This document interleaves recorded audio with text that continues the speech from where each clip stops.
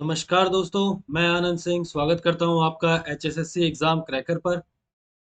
चलिए आगे बढ़ते हैं हमारे सीईटी मेंस और ग्रुप डी के इकोनॉमिक एंड गवर्नेंस के नेक्स्ट पार्ट पे, जो कि वीडियो नंबर 10 रहने वाला है। 10वीं वीडियो ये आज की रहेगी, वीडियो नंबर 10। चलिए, आपको इस वीडियो में theory of demand and supply के टॉपिक का इनडिफरेंस कर्व, ठीक है, इनडिफरेंस कर्व का टॉपिक आपको मिलने वाला है इसमें। इससे पहले हम 9 वीडियोस बना चुके हैं, 9 वीडियोस आपको अवेलेबल हो चुकी हैं। काफ़ी अच्छा उस पे रिस्पॉन्स है, बहुत पसंद कर रहे हैं आप उस वीडियोस को, उसके लिए तहे दिल से धन्यवाद। लेकिन कुछ बच्चों से मेरी शिकायत ये रहेगी कि वो वीडियो को पूरा नहीं देख रहे हैं। तो भाई पूरा देखो, आधा अधूरा ज्ञान का कोई फायदा नहीं है, ठीक है। चलिए आगे बढ़ते हैं। और हाँ जी, आज का जो टॉपिक रहने वाला है वो है इंडिफरेंस कर्व, उदासीनता वक्र तथा तथास्थ तथास्था वक्र। अब देखिए, बात टॉपिक तो चलो स्टार्ट कर देंगे। मेन आज का जो मैं एक और चीज आपके साथ डिस्कस करना चाहता हूँ। भोपाल सिंह खत्री का रिसेंटली एक इंटरव्यू आया है, जो एचएसएससी के अभी वर्तमान चेयरमैन है। उन्होंने अभी बताया कि सीईटी मेंस कौन कौन बच्चा दे पाएगा, ठीक है, सीईटी मेंस कौन कौन सा बच्चा दे पाएगा। ये बात एग्जाम से केवल 15 दिन पहले हो सकता है पता चले, या फिर आपका एडमिट कार्ड आएगा तो ही पता चलेगा। यानी सोच के देखो कि किन बच्चों को एग्जाम देना है, ये केवल 15 दिन पहले पता लगने वाला है। उसके बीच में कुछ बच्चे मुहिम कर रहे हैं सीईटी क्वालिफाई करवाने के लिए। तो हो सकता है सरकार प्रेशर में आके अगर क्वालिफाई कर दे तो सबको एग्जाम देने का मौका मिलेगा। लेकिन सबको एग्जाम देने का मौका मिल गया तो तैयारी करने का मौका नहीं मिलेगा, ठीक है, आपके हाथ से ये नौकरी जाएगी निकल। इससे बेस्ट है कि आप अभी से तैयारी करना कंटिन्यू करो और वीडियो को पूरा देखो, ठीक है। वीडियो अच्छी लगे तो लाइक जरूर कीजिएगा, कोई सुझाव हो तो कमेंट कीजिएगा, और चैनल को सब्सक्राइब करके जितना हो सके वीडियो को आगे फैलाओ, शेयर करो, ठीक है। चलिए स्टार्ट करते हैं हमारा इंडिफरेंस कर्व, उदासीनता वक्र। अब देखिए यहाँ पे क्या है, a single difference curve, a single indifference curve shows that the different combination of x and y yield equal satisfaction to the customer। ये जो लाइन कही थी लेफ्ट विच ने कही थी, क्या कहता है कि उदासीनता वक्र दो प्रोडक्ट्स के बीच में, जैसे एक प्रोडक्ट मान लीजिए एक्स है और एक प्रोडक्ट वाई है, ठीक है। हम मान के चलते हैं एक प्रोडक्ट एक्स है और एक वाई है। अब से पहले हम यूटिलिटी यानी उपयोगिता को पढ़ते आए हैं। पिछली क्लास में हमने उपयोगिता के बारे में पूरा समझा था, यूटिलिटी के बारे में पूरा समझा था। वो क्या कहता है कि यूटिलिटी कौन सी होती है, जो चीज हमको सेटिस्फेक्शन देती है। क्या देती है हमें? सेटिस्फेक्शन देती है। अब सेटिस्फेक्शन देने का मतलब क्या है? कोई वस्तु है, उसका उपभोग करने के बाद हमारे हमारा मन संतुष्ट हो जाता है उस चीज के लिए। इंडिफरेंस कर्व क्या कहता है कि कोई दो ऑब्जेक्ट है, एक एक्स है और एक वाई है, ठीक है। एक्स और वाई को अगर हम किसी कॉम्बिनेशन में, ठीक है, किसी कॉम्बिनेशन का मतलब किसी संयोजन में, ठीक है, किसी संयोजन में अगर उसको इस्तेमाल करें तो वो भी बराबर बराबर संतुष्टि हमें प्रदान करेगा, समान संतुष्टि प्रदान करेगा। ये कहा था लेफ्ट विच ने इंडिफरेंस कर्व के बारे में। फर्ग्यूसन, जो कि एक दूसरे राइटर थे जिन्होंने इंडिफरेंस कर्व के ऊपर ही लिखा था, इन्होंने क्या लिखा कि एक उदासीनता वक्र वस्तुओं का एक संयोजन है। ये भी कह रहे हैं कि इंडिफरेंस कर्व जो है एक कॉम्बिनेशन ऑफ गुड्स है। क्या है? कॉम्बिनेशन ऑफ गुड्स है, जिसमें प्रत्येक कुल कुल उपयोगिता के समान स्तर का उत्पादन करता है। यानी हर एक चीज हर एक चीज सेम लेवल की टोटल यूटिलिटी बताती है, चाहे कंज्यूमर के कितना भी मतलब उदासीन हो, उपभोक्ता हो, मतलब एक चीज एक्स को यूज करके और दूसरी को वाई को यूज करके, दोनों को यूज करके आपको जो सेटिस्फेक्शन का जो लेवल मिलता है, सेटिस्फेक्शन का जो लेवल मिलता है वो सेम मिलता है, ठीक है। वो क्या मिलता है? सेम मिलता है, इसमें कोई डिफरेंस नहीं है। चलिए आगे चलते हैं। Rationality of consumer, ordinal utility और नॉन स्टेटी, ये हम पढ़ेंगे एजम्पशंस में कि क्या मान्यताएं हैं। एजम्पशंस यानी मान्यताएं क्या है इंडिफरेंस कर्व एनालिसिस की, उदासीनता वक्र के जो विश्लेषण की क्या मान्यताएं हैं, क्या ये मान के चलते हैं। ठीक है, बेसिकली क्या ये मान के चलते हैं, किस प्रकार ये प्रभावित होते हैं। उपभोक्ता की तर्क संगता, ठीक है, तर्क संगता, संगता और रैशनैलिटी ऑफ कंज्यूमर। यहाँ पे क्या दिखा रहा था, consumer is rational and him is maximising his total satisfaction. उपभोक्ता हमेशा कैसा होता है, तर्क संगत होता है, हमेशा तर्क संगत होता है, कोई ना कोई दिमाग में उसके आइडिया चलता रहता है कि कैसे वो अपने सेटिस्फेक्शन को यूटिलिटी को मैक्सिमम करे, उसकी जो इच्छा है, उसकी जो डिजायर है, उसको कैसे मैक्सिमम से मैक्सिमम बढ़ाए। ये तर्क संगत, हमेशा ये आइडिया हमेशा उसके दिमाग में चलता है। ठीक है, उपभोक्ता तर्क संगत है और उसका लक्ष्य अपनी कुल संतुष्टि को अधिकतम करना है।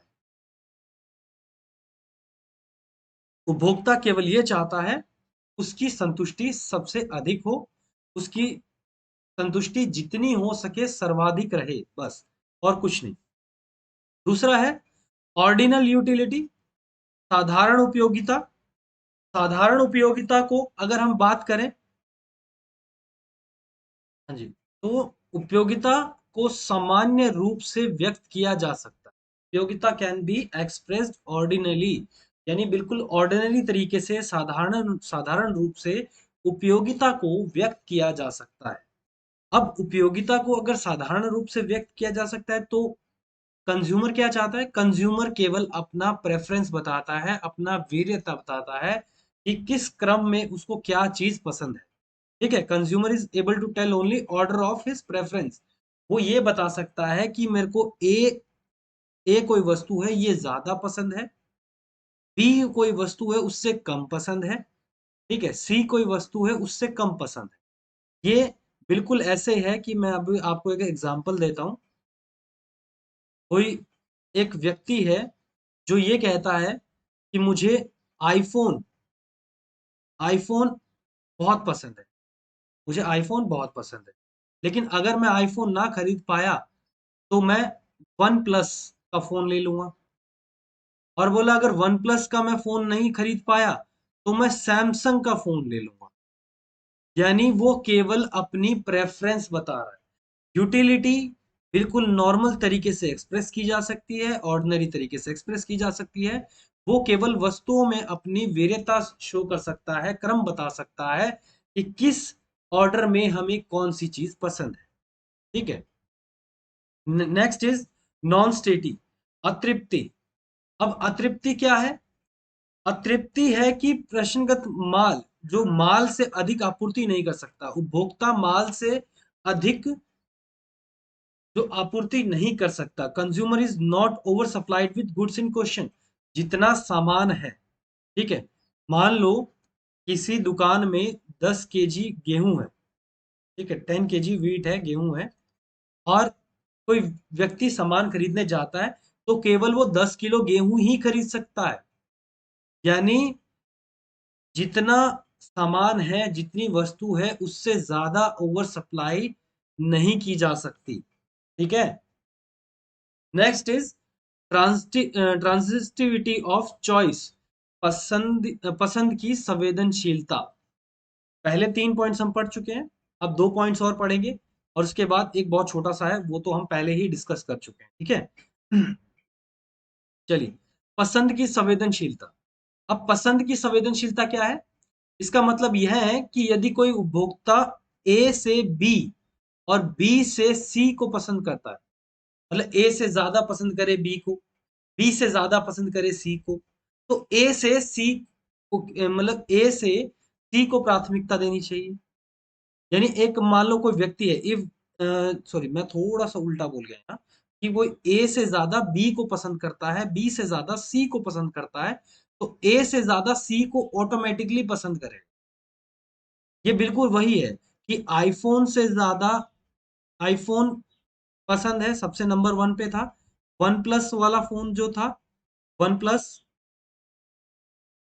वो नंबर 2 पे था। ठीक है, उसके बाद सैमसंग था, सैमसंग था। तो ये कह रहा है कि आपको सैमसंग से ज्यादा वन प्लस पसंद है, वन प्लस से ज्यादा आईफोन पसंद है, तो सैमसंग से ज्यादा आईफोन तो आपको ऑटोमेटिकली पसंद होगा ही होगा। ठीक है, ये होता है ट्रांजिस्टिविटी ऑफ चॉइस, यानी पसंद की संवेदनशीलता। Means that if consumer prefer A to B, B to C, तो must prefer A to C. ठीक है, चलिए, next is consistency of choice, पसंद की संगति। कंसिस्टेंसी, कितना समय तक उसको चाहता है। ठीक है, इसका मतलब यह है कि यदि कोई भोक्ता एक अवधि में ए से बी को पसंद करता है, तो वह दूसरी अवधि में बी से ए को पसंद नहीं करेगा, उन्हें समान नहीं मानेगा। यानी कंज्यूमर जो है, एक प्रेफर पीरियड में अगर हम बात करें कंज्यूमर, वो एक ए को बी, ए से ज्यादा बी को पसंद करता है। ठीक है, ए से ज्यादा बी को पसंद करता है। और दूसरे एक समय ऐसा आता है जब वो ए से, मतलब बी से ज्यादा ए को पसंद करता है। तो ये जरूरी नहीं है ना, ये चीज जरूरी नहीं है कि वो व्यक्ति हमेशा दोनों को सेम लेवल पे चाहे, दोनों चीजों को सेम लेवल पे चाहे। हमेशा चीजें बदलती रहती है। ठीक है, another period of treat them equal as equal, ये पॉसिबल नहीं है कि वो हमेशा एक चीज को सेम लेवल पे चाहता रहे। ठीक है, next is diminishing marginal of rate of substitution, और हाशमान सीमांत प्रतिस्थापन दर। यहाँ पे ये सिंपल ये बात है कि कितने, मतलब दूसरी जो सब्स्टिट्यूशन में, प्रतिस्थापन में हमें जो वस्तु मिल रही है, वो कितनी आसानी से मिल रही है, कितना कम रेट में मिल रही है, किस दर पे मिल रही है। ठीक है, इनडिफरेंस शेड्यूल की अगर हम बात करें तो इसको एक एग्जांपल से समझो। ये क्या है, क्या पहले ये समझ लेते हैं। यहाँ पे मैंने एक छोटी सी डेफिनेशन लगा रखी है इनडिफरेंस कर्व शेड्यूल की। He refers to a schedule that indicates different combination of two commodities which yields equal satisfaction. यह उदासीनता वक्र अनुसूची, एक अनुसूची को संदर्भित करती है जो दो वस्तुओं की विभिन्न संयोजन को इंगित करती है जो समान संतुष्टि प्रदान करते हैं। यहाँ पे सिंपल वही बात है कि दो चीजें हैं x और y, उनके उनको किस कॉम्बिनेशन में आप यूज करो, किस कॉम्बिनेशन में या किस संयोजन में आप उनको यूज कर रहे हो, कि दोनों के दोनों आपको बिल्कुल इक्वल सेटिस्फेक्शन प्रोवाइड कर रहे हैं। इक्वल सेटिस्फेक्शन को प्रोवाइड करने का मतलब सिर्फ इतना सा है कि भाई एक्स के साथ वाई को कंज्यूम करने का तुम्हें उतना ही मजा आता है। ठीक है, जैसे फॉर एग्जाम्पल यहाँ पे देखिए, मैंने आपके लिए ये लगा रखी है स्लाइड में, a combination of apples and oranges. A एक सिचुएशन है जिसमें मैं एक से ज्यादा एप्पल खाऊंगा, या एक मान लो एप्पल खा लिए और 10 ऑरेंज खा लिए, बराबर मेरे को सेटिस्फेक्शन। दूसरा कॉम्बिनेशन ये कहता है कि मैंने दो से ज्यादा एप्पल खाए, 2 प्लस लगा लो, या दो ही लगा लो कि दो एप्पल खा लिए और 7 संतरे खा लिए, तो भी मेरे को बराबर सा सेटिस्फेक्शन मिल रहा है। तीसरे में मैं 3 ये खा रहा हूँ, 5 ये खा रहा हूँ। चौथे में 4 एप्पल खा लिए और 4 ही ऑरेंज खा लिए, ये 4 से ज्यादा मैं एप्पल खा लूं और 4 संतरे खा लूं, तो भी मेरे लिए मतलब एक खुशी का जो माहौल है, मेरी जो यूटिलिटी है वो बराबर रहे। यानी इन दोनों कॉम्बिनेशंस के अंदर क्या सिचुएशन है, इन दोनों ही कॉम्बिनेशंस के अंदर सिचुएशन सिर्फ इतनी सी है कि मेरा यूटिलिटी, मेरी इच्छा, मेरी डिजायर, ये सेम लेवल पे है भाई। मैं संतुष्ट हूं, मेरा सेटिस्फेक्शन, मेरा सेटिस्फेक्शन बिल्कुल सेम लेवल पे है। चाहे मैं एक दो सेब खा लूं, 10 संतरे खा लूं, दो सेब खा लूं, 7 संतरे खाऊं, 3 सेब खाऊं, 5 संतरे खाऊं, या 4 से ज्यादा 4-5 सेब खा लूं और 4 संतरे खा लूं, ये बिल्कुल सेम लेवल पे है। ठीक है, इनका सेटिस्फेक्शन लेवल बिल्कुल सेम है। ये मैं आपको अब तक समझाना चाह रहा था। ठीक है जी, चलिए, नेक्स्ट इज इंडिफरेंस कर्व। अब जो उदासीनता वक्र है उसको बनाया कैसे जाता है। ये आपके लिए देखो, ऑरेंज और एप्पल का पिछला ही एग्जाम्पल लेके, कॉम्बिनेशन को लेके मैंने ग्राफ बनाने की कोशिश की है, और ये देखिए ग्राफ किस तरह का है। ऑरेंज और एप्पल बिल्कुल इस तरीके से बनेंगे कि यहाँ पे मैंने 1 + 10 ऑरेंज खाए थे, 2 + 10 7 ऑरेंज थे, यहाँ पे 3 + 5 ऑरेंज थे, मतलब 3 एप्पल 5 ऑरेंज, यहाँ 4 4 हो गए थे। ठीक है, तो इस तरह के इन पॉइंट्स को फिर ऐसे जोड़ने से, इन पॉइंट्स को जोड़ने से जो कर्व तैयार हुआ, ये आईसी जो कर्व तैयार हुआ, इसको इंडिफरेंस कर्व कहते हैं। इसको इंडिफरेंस कर्व कहेंगे। इसी के हिसाब से हमें चीजें पढ़नी है, इसको समझना है। बेसिकली इंडिफरेंस कर्व क्या है? कॉम्बिनेशन को शो करता है, ऐसा कॉम्बिनेशन, ऐसा संयोजन जो आपको संतुष्टि या सेटिस्फेक्शन बराबर लेवल की देता है। ठीक है, इंडिफरेंस कर्व क्या है? जो भी इंडिफरेंस का हमारा जो शेड्यूल था, उसका डायग्राम, ठीक है, उसको आरेखीय निरूपण कैसे किया, उसका कैसे उसको डायग्राम में डाला, ये होता है। आईसी इंडिफरेंस कर्व को बताया गया है, it is the line showed at all possible combination of two goods between where person is indifferent. ये बिल्कुल सेम वही डेफिनेशन बताई है कि ये एक ऐसी रेखा है जो वस्तुओं के उन सभी संभावित संयोजनों को दर्शाती है जिनके बीच एक व्यक्ति उदासीन है। ठीक है, उदासीन है, न्यूट्रल है, वो न्यूट्रल है, उसकी जो सेटिस्फेक्शन का लेवल है वो चेंज नहीं हो रहा। ठीक है जी, तो ये हमारा नेक्स्ट है इंडिफरेंस कर्व। अब इंडिफरेंस मैप क्या कहता है? इंडिफरेंस मैप, देखिए जैसे जैसे हम इस टॉपिक में आगे बढ़ रहे हैं, थोड़ी चीजें टफ जरूर हो रही है, लेकिन इसके लिए मैं आपको एक सॉल्यूशन देता हूँ। ठीक है, हमारे जो डिस्क्रिप्शन है, इस वीडियो के डिस्क्रिप्शन में या पिछली किसी भी वीडियो के आप डिस्क्रिप्शन में देखोगे, तो डिस्क्रिप्शन में आपको टेलीग्राम चैनल का लिंक मिल जाएगा, वहां से आप टेलीग्राम चैनल ज्वाइन कर लो। मेरा व्हाट्सएप नंबर है 9034145146, इस पे आप ज्वाइन करो। या कोई आपको डाउट होता है क्वेश्चन से रिलेटेड, तो आपको मैं आपका आंसर करूंगा। कोई भी आपको डाउट होता है तो आप पूछिए मुझसे, डायरेक्टली नंबर लीजिए। ठीक है, कोई भी डाउट होता है आप सीधा पूछिए, कोई समस्या नहीं है मुझे। ठीक है जी, चलिए नेक्स्ट इज, आगे बात करते हैं इंडिफरेंस कर्व, इंडिफरेंस मैप। अब मैप क्या होता है? मैप क्या रिप्रेजेंट करता है? Group of indifference curve. यहाँ पे ग्रुप ऑफ इंडिफरेंस कर्व आ गया है। मानचित्र उदासीनता वक्रों के एक समूह को प्रतिनिधित्व करता है। यानी यहाँ पे हम एक इंडिफरेंस कर्व की बात नहीं कर रहे हैं, एक से ज्यादा, क्योंकि यहाँ पे ग्रुप की बात की गई है। मैप वर्ड जहां लग जाए, मैप सुनो, जब तीन चीजें हमने अब तक सीखी हैं, एक शेड्यूल हो गया, ठीक है, एक शेड्यूल हो गया, एक कर्व हो गया, और एक हो गया मैप। एक क्या हो गया? मैप। शेड्यूल में बोले तो वो टेबल फॉर्म में है। इस टेबल फॉर्म को ग्राफ पे बनाया, डायग्राम बनाया, डायग्राम बनाया, ठीक है, और एक सिंगल कर्व दिखाई, एक ही सिंगल कर्व, एक अकेली सिंगल कर्व दिखा दी, तो वो इंडिफरेंस कर्व हो गया। और मैप में कई, मैप भी एक डायग्राम ही है, मैप भी एक डायग्राम ही है, लेकिन इसमें एक से ज्यादा कर्व है क्योंकि ग्रुप ऑफ कर्व्स है, ग्रुप ऑफ कर्व्स। ठीक है, यहाँ पे ग्रुप ऑफ कर्व्स हैं, each of which express a given level of satisfaction, जिसके अंदर अलग अलग लेवल पे सेटिस्फेक्शन मिलता है। If indifference curve shifts right, अगर इंडिफरेंस कर्व राइट साइड में शिफ्ट करता है, यानी जैसे ये इधर है, ये इस साइड शिफ्ट करे, राइट साइड शिफ्ट करे, ये राइट साइड में अगर शिफ्ट करता है, तो क्या है? जो सेटिस्फेक्शन का लेवल है वो इंक्रीज हो रहा है। यदि उदासीनता वक्र सही दिशा में खिसकता है, सही नहीं, राइट को क्या बोलते हैं, दाया, बाया, मतलब जो भी है एग्जैक्ट है, राइट साइड में देख। ठीक है, थोड़ी हिंदी ऐसी है मेरी।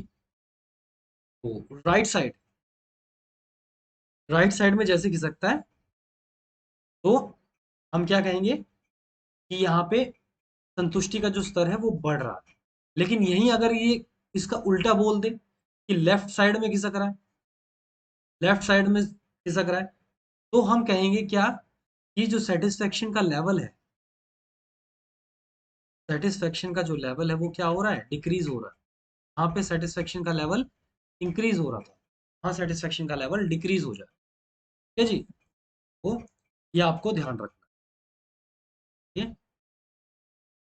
उसके बाद अगर इस पॉइंट ऑफ व्यू से हम सोचें कि राइट हैंड साइड में अगर सेटिस्फेक्शन लेवल बढ़ता है, तो हमें एक चीज का पता लग जाएगा इस डायग्राम से कि IC3 का जो सेटिस्फेक्शन लेवल है,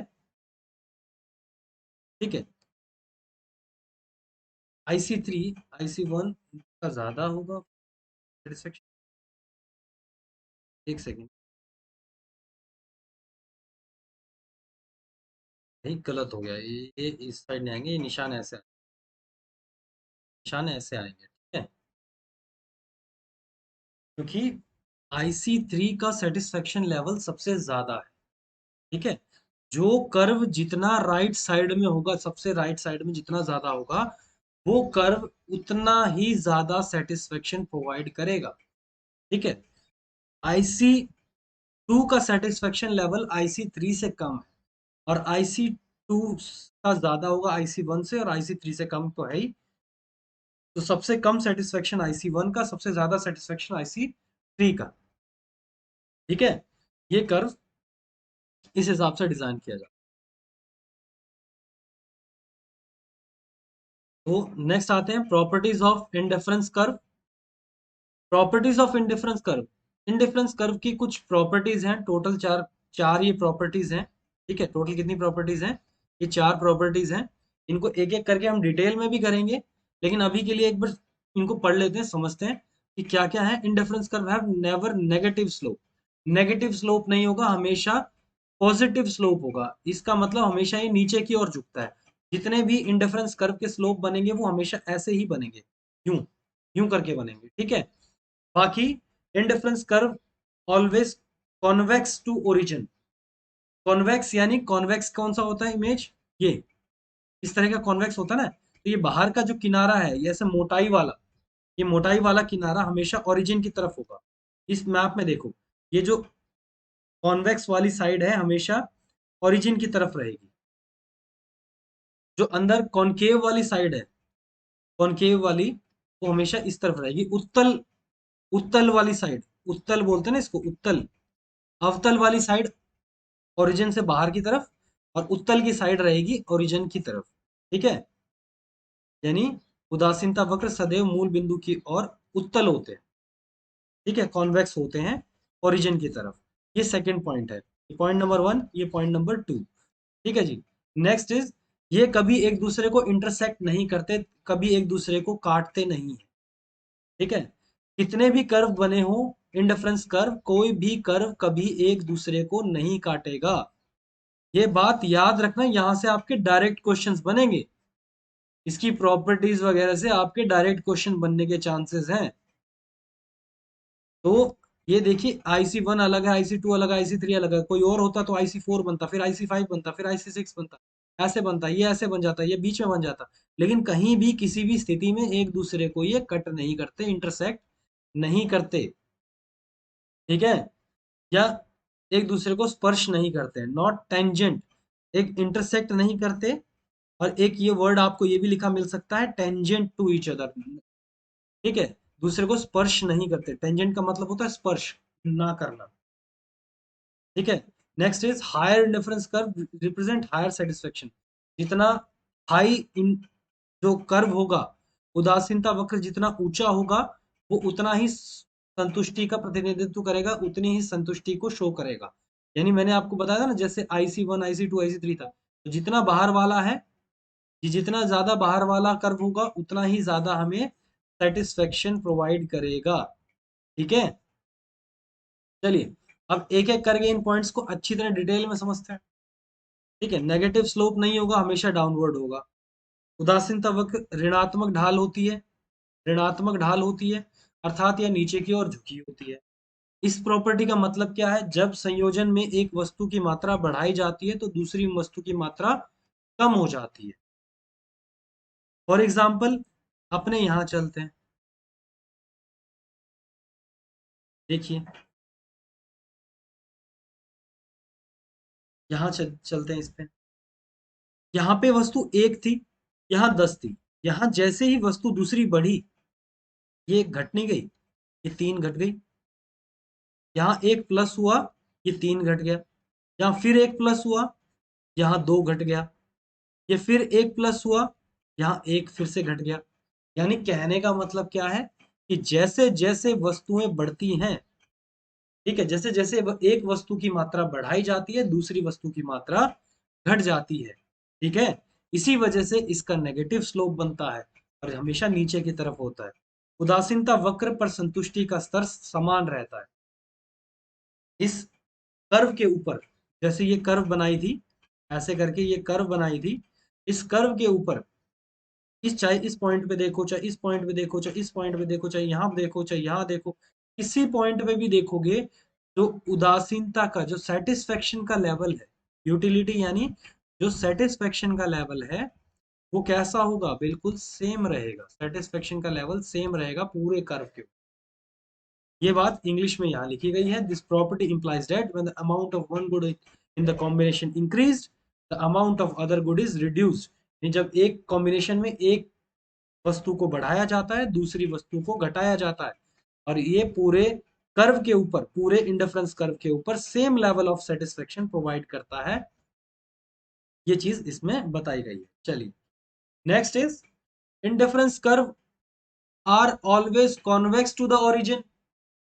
इन्होंने क्या कहा है, इंडिफरेंस कर्व जो है हमेशा कॉन्वेक्स होते हैं ओरिजिन के। बिल्कुल होते हैं। इमेज कैसी बनी थी, यूं ही तो बनी थी, ये तो कॉन्वेक्स ही, तो कॉन्वेक्स साइड है ये ओरिजिन की तरफ। लेकिन इसका मतलब क्या है, ये मूल बिंदु के और उत्तल होते हैं, ओरिजिन यानी मूल बिंदु, इसके और उत्तल होते हैं। इसका मतलब क्या है, इसका तात्पर्य है कि दो वस्तुएं एक दूसरे के लिए अपूर्ण स्थानांतरण है। ये पूरी तरह इम्परफेक्ट सब्स्टिट्यूट्स हैं एक दूसरे के लिए, अपूर्ण। ठीक है, और दोनों वस्तुओं के बीच में जो एमआरएस आता है ना, मार्जिनल, एक सेकेंड, ये एमआरएस, ये एमआरएस क्या होता है, marginal rate of substitution. Marginal rate of substitution. अब मार्जिनल रेट ऑफ सब्स्टिट्यूशन है क्या, ये मैंने आपको पहले ही समझाया था, पिछली क्लासेस में भी हम डिस्कस कर चुके हैं कि मार्जिनल रेट ऑफ सब्स्टिट्यूशन में यानी वो बिल्कुल दाम जिसमें जो व्यक्ति है वो दूसरी चीज पे शिफ्ट हो जाता है, एक वस्तु को छोड़ के दूसरी वस्तु पे शिफ्ट हो जाता है, और उसका जो गैप है वो बहुत कम है, मार्जिनल रेट ऑफ सब्स्टिट्यूशन, एक और यूनिट के बढ़ने पे। ठीक है, ये बिल्कुल एमआरएस इसका घट जाता है क्योंकि उपभोक्ता एक उदासीनता वक्र के साथ चलता है। जैसे जैसे मार्जिनल रेट ऑफ सब्स्टिट्यूशन कम होता है बिटवीन टू गुड्स, कंज्यूमर उसी कर्व के अलोंग चल रहा है, क्योंकि कंज्यूमर तो हमेशा इसी कर्व के ऊपर सेटिस्फाई रहेगा। इस कर्व से बाहर निकल गया, इधर आ गया, इधर आ गया तो भी सेटिस्फाई नहीं होगा, इधर आ गया तो भी सेटिस्फाई नहीं है। तो कहने का मतलब क्या है, उसके सेटिस्फेक्शन के लिए, अपनी संतुष्टि के लिए जो कस्टमर है वो हमेशा एमआरएस को कम से कम मेंटेन करता है। इसी वजह से जो इंडिफरेंस कर्व है वो हमेशा ओरिजिन की तरफ कन्वेक्स, ओरिजिन की तरफ रहता है। दो सिचुएशन है, एक्सट्रीम कंडीशन भी अवेलेबल है। जो दो वस्तुएं पूर्ण स्थानांतरण है तो संभाव वक्र एक सीधी रेखा होगी। अगर दो चीजें बिल्कुल परफेक्ट सब्स्टिट्यूट आ जाए, अब हमने बात की थी ना, अपूर्ण चीजें तो अपूर्ण है ना, ये कॉम्बिनेशन में अपूर्ण है। और अगर पूर्ण होती हैं, अगर चीजें पूर्ण होती हैं, परफेक्ट हो जाती हैं, तो एमआरएस बिल्कुल कांस्टेंट हो जाता है, मार्जिनल रेट ऑफ सब्स्टिट्यूशन बिल्कुल कांस्टेंट हो जाएगा, और जो कर्व बनेगा वो ऐसा बनेगा, बिल्कुल सीधा। लेकिन एक्चुअली में तो इंडिफरेंस कर्व ऐसा होता ही नहीं। ठीक है, नेक्स्ट, जब दो वस्तुएं पूरक होती है, कॉम्प्लीमेंट्री, जब एक दूसरे की कॉम्प्लीमेंट्री हो जाए, पूरक का समझते हो ना, कॉम्प्लीमेंट्री, जैसे पेट्रोल और कार था। ठीक है, तो संभाव वक्र में दो सीधी रेखाएं होंगी, संभाव वक्र में दो सीधी रेखाएं। अगर एक दूसरे के कॉम्प्लीमेंट्री हो तो ऐसा नहीं बनेगा, ऐसा बन जाएगा, इस तरह का बनेगा। अब ये भी हमारा इंडिफरेंस कर्व नहीं है, ये भी नहीं है। तो एक्सट्रीम दो सिचुएशंस ऐसी हैं जो गड़बड़ कर सकती हैं, ठीक है। इस केस में कई बार बिल्कुल बैंड भी बन जाता है, ऐसा एल शेप का भी बन जाता है, यूं करके यूं बन के यूं बन गया। तो एल शेप भी हो सकता है, स्ट्रेट लाइन भी हो सकता है। कॉम्प्लीमेंट्री के केस में एल शेप, परफेक्ट के केस में स्ट्रेट लाइन, जो कि दोनों ही हमारी एग्जैक्ट जो इंडिफरेंस कर्व है वो नहीं है, दोनों ही इंडिफरेंस कर्व ये नहीं है, ठीक है। लाइन ना ही पैरेलल आएंगी, ना ही स्ट्रेट लाइन बनेगी, और ना ही इस तरह का कोई ऐसा अलग सा चीजें बनेगी, ठीक है जी। चलिए आगे चलते हैं। Next, two indifferences curve never intersect each other, become tangent to each other, ना ही स्पर्श करेंगी, ना ही एक दूसरे को कभी काटेंगी। अगर ऐसा हो कि इंडिफरेंस कर्व एक दूसरे को काटें, ठीक है, यदि दो उदासीनता वक्र प्रतिच्छेद करती हैं या स्पर्श रेखा है, तो इसका अर्थ यह होगा कि उदासीनता वक्र संतुष्टि के दो अलग अलग स्तरों को इंगित करता है। तो एक दूसरे से बड़ा होगा, मतलब यहाँ पे देखो क्या है, उदासीनता वक्र एक दूसरे को दो अलग अलग स्तरों पे इंगित कर रहा है। इंडिफरेंस कर्व अगर एक दूसरे को काटे तो इसका मतलब क्या होगा, क्या इंडिकेट कर रहा है कि दो अलग अलग डिफरेंट लेवल ऑफ सेटिस्फेक्शन है, एक बड़ा है दूसरे से। और जबकि हमारा इंडिफरेंस कर्व ये कहता है कि जो कॉम्बिनेशन है चीजों का, दो गुड्स का, तीन गुड्स का, जो भी है, वो अलग अलग लेवल पे सेटिस्फेक्शन प्रोवाइड नहीं करता, सेटिस्फेक्शन लेवल सेम रहता है। इसकी वजह से ट्रांजिस्टिविटी, जो ट्रांजिस्टिविटी का नियम था उसका उल्लंघन हो जाता है। अगर ऐसा होगा तो ट्रांजिस्टिविटी का जो नियम है वो खत्म हो जाएगा। ट्रांजिस्टिविटी का नियम भी हमने ऊपर ही पढ़ा था, ठीक है, इसके फीचर्स में देखा था हमने।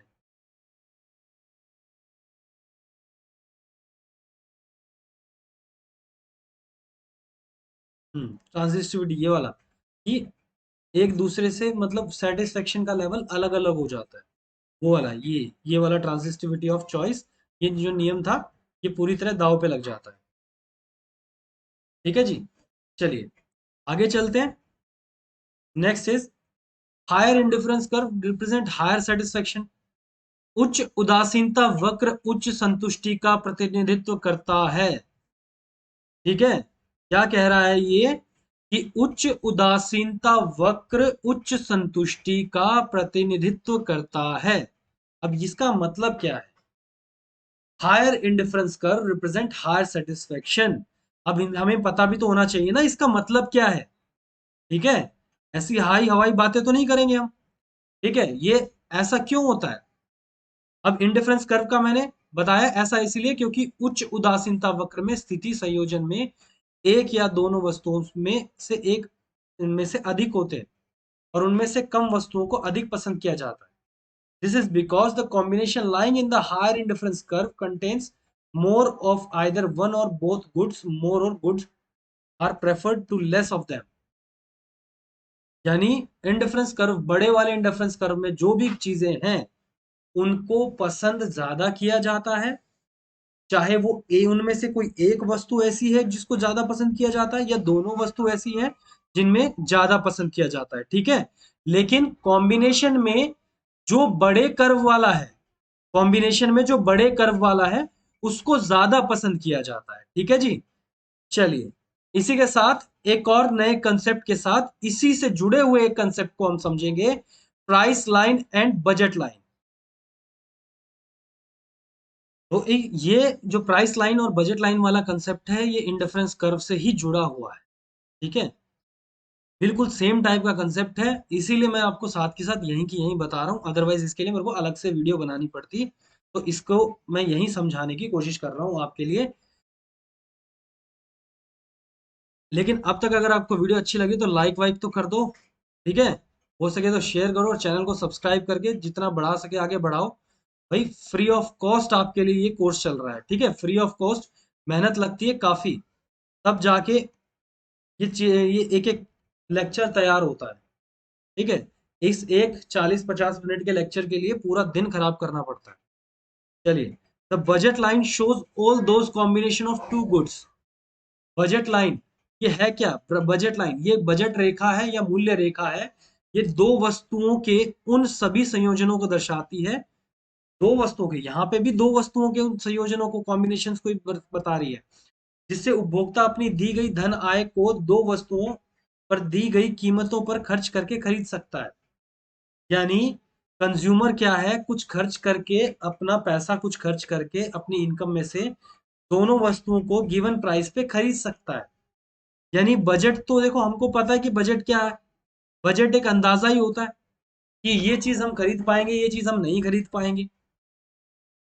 प्राइस लाइन या बजट लाइन ये चीज शो कर देती है कि कौन सी चीजें हमारे बजट में है, कौन सी चीज हमारे बजट में नहीं है। यदि एक चीज हमें ध्यान रखनी है यहाँ पे, देखिए, remember that the amount of good that a person can buy will depend upon their income and price of good. याद रखें कि एक व्यक्ति द्वारा खरीदी जा सकने वाली वस्तु, उसकी मात्रा, उसकी आय, वस्तु की कीमत पर निर्भर करेगी। कीमत पे ये निर्भर करता है कि क्या चीज हम खरीद सकते हैं, क्या चीज हम नहीं खरीद सकते। ठीक है, तो हमें सिर्फ बजट लाइन क्या बताती है कि कौन सी चीज हम हमारी इनकम के हिसाब से, हम कौन सी हमारी चीज आय के हिसाब से खरीद पाएंगे और कौन सी चीज नहीं खरीद पाएंगे। प्राइस ऑफ गुड की बात कर रहे हैं कि कीमत पे निर्भर कर रहा है कि कौन सी चीज हम खरीद पाएंगे, खरीद नहीं, कौन सी चीज नहीं खरीद पाएंगे। देखिए यहाँ पे ये एग्जाम्पल है कैसा बजट लाइन कैसी दिखती है। एक जैसे ये हमने दिखा दिया गुड वाई, और यहाँ पे कोई भी एक्स, गुड एक्स वो या कोई वस्तु मान लो, ठीक है, गुड एक्स, और इनके बीच में ये एक बजट लाइन बन गई। जो भी इस बजट लाइन के लेफ्ट साइड में ओरिजिन की तरफ होगा वो चीज हमारी बजट में होगी, और जो बजट लाइन के बाहर होगा वो बजट, उसको हम नहीं खरीद सकते, इसको हम नहीं खरीद सकते। ठीक है, क्योंकि ये हमारे बजट में नहीं है। Point outside the price line like H will beyond the reach of the consumer, ये हमारी खरीद सकने की ताकत से ही बाहर है। और जो अंदर है उसको हम हमारी स्पेंडिंग के अंदर, हमारे खर्चे में खरीद सकते हैं। ठीक है, कंज्यूमर इक्विलिब्रियम, देखिए ये भी कंसेप्ट है, ये भी कंसेप्ट है जो एक तरीके से इंडिफरेंस कर्व और बजट लाइन, बजट रेखा और उदासीनता वक्र दोनों के कॉम्बिनेशन से आता है, दोनों के कॉम्बिनेशन से आता है। ये क्या बताता है कि जो कंज्यूमर है वो संतुलन में कब होगा, वह माल में अधिकतम संभव संतुष्टि प्राप्त कर सकेगा, मैक्सिमम, मैक्सिमम से मैक्सिमम सेटिस्फेक्शन पॉसिबल उसका कब है, किस स्थिति में वो सबसे ज्यादा संतुष्ट होगा। हालांकि इंडिफरेंस कर्व क्या कहता है, सभी में संतुष्टि समान है, लेकिन जब इसको बजट लाइन से मैच कर दें तो वो ऐसा कौन सा पॉइंट आएगा जहां पे संतुष्टि बिल्कुल 100%, मतलब मैक्सिमम से मैक्सिमम, ज्यादा से ज्यादा संतुष्टि उसको रहेगी। ठीक है, अपने माल को खरीद को वह पुनः व्यवस्थित करने में स्थिति में नहीं होगा। It is in no position to rearrange this purchase, मतलब एक बार जो उसने खरीदा है, जिस कॉम्बिनेशन में खरीदा है, उसको दोबारा अरेंज नहीं कर सकते और बिल्कुल सेम रहेगा। इंडिफरेंस कर्व बजट रेखा के संयोजन में उदासीनता वक्र मानचित्र में उसकी वस्तुओं के साथ दिखाते हैं। ठीक है, यही जब मैंने आपको चीज बताई कि इंडिफरेंस कर्व और जो बजट लाइन है दोनों को मर्ज करके ये कंज्यूमर इक्विलिब्रियम यानी उपभोक्ता संतुलन को बताया जाता है। ठीक है, उपभोक्ता सबसे अधिक चाहता है कि वह हमेशा सक्षम हो और संतुलन में रहे। अगर ग्राफ से इसको समझना चाहे तो इसको ऐसे समझो कि गुड वाई, गुड एक्स, ये हो गया हमारा, ये इंडिफरेंस कर्व थे 1 2 3 4।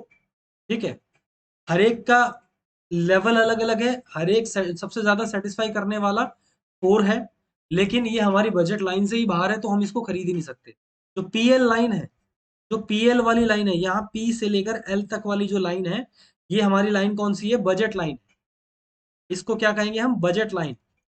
और बजट लाइन के बाद जितने भी पॉइंट्स ये बन रहे हैं, देखो R, S, Q, T, H, ये सारे के सारे पॉइंट्स जो बजट लाइन क्रॉस कर रही है इसके ऊपर जो आ रहे हैं, ये सारे के सारे हमारे बजट में हैं और हमें ज्यादा से ज्यादा सेटिस्फेक्शन देते हैं। लेकिन इक्विलिब्रियम पॉइंट कौन सा होगा? क्यू। क्यू हमारा इक्विलिब्रियम पॉइंट होगा। इक्विलिब्रियम पॉइंट होगा, संतुलित बिंदु होगा। इक्विलिब्रियम पॉइंट होगा यानी संतुलित बिंदु होगा। क्यों? क्योंकि यहाँ पे सबसे ज्यादा सेटिस्फेक्शन मिलता है। इस पॉइंट ऑफ लेवल पे सबसे ज्यादा सेटिस्फेक्शन मिलता है सेंटर में। ठीक है। हाँ, मैक्सिमम सेटिस्फेक्शन है, मैक्सिमम सेटिस्फेक्शन पॉसिबल यहाँ है, इसीलिए इसे इक्विलिब्रियम पॉइंट कहा गया। ठीक है। उम्मीद है आप लोगों को समझ में आ रहा होगा। अगर डाउट है तो मेरे नंबर पे व्हाट्सएप करके पूछ लीजिएगा। ये मेरा नंबर है 9034 145 146, 9034 145 146। डायरेक्ट आपको नंबर दे रहा हूँ, आप सीधा मुझसे व्हाट्सएप पे कांटेक्ट कीजिएगा। ठीक है। कॉल हो सकता है मैं उठा पाऊँ ना उठा पाऊँ, लेकिन आप व्हाट्सएप पे मेरे को मैसेज कर दीजिएगा, वो वॉइस नोट भेज दीजिएगा, और जैसा भी मेरे को टाइम मिलेगा मैं आपका डाउट बिल्कुल क्लियर कर दूंगा। ठीक है। और अगर कोई कमेंट में ही पूछना चाहता है तो वो कमेंट में भी पूछ सकता है। ओके। चलिए, ये हमारा इक्विलिब्रियम पॉइंट था। ठीक है जी। चलो, थैंक्स फॉर वॉचिंग। वीडियो अच्छी लगे तो प्लीज़ चैनल को सब्सक्राइब कीजिए। ठीक है। फिर गलत थिंग, सब्सक्राइब कीजिए। ठीक है। शेयर कीजिए और लाइक कीजिए। पे ध्यान मत दीजिए। ठीक है जी। चलो, अभी के लिए टाटा बाय बाय। मिलते हैं नेक्स्ट वीडियो में।